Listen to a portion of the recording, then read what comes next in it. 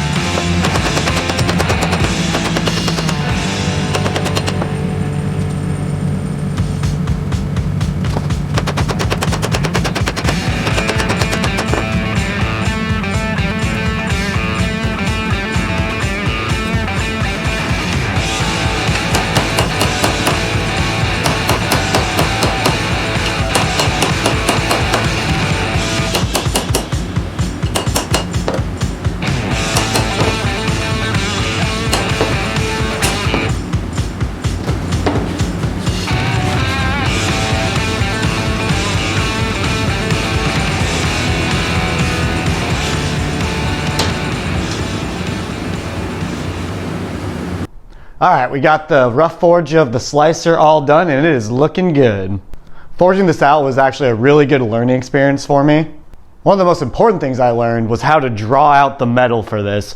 You want to start where the blade is going to begin, and you're going to want to work your way around, hammering one side, flipping, hammering the other, flipping. Do that on all 4 sides, and then start working your way up the blade, and just keep doing that until you get the desired length. That made it so it would draw out in a square instead of the circle that the rebar is in. Then you can start flattening it out for the blade shape.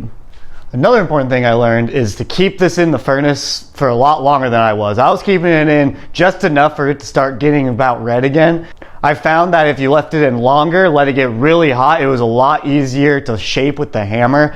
If you pull it out too early, it would be really hard and it wouldn't shape it as well. So this is the one time you want to pull it out later rather than earlier. All right, now let's get to the final shaping of this blade.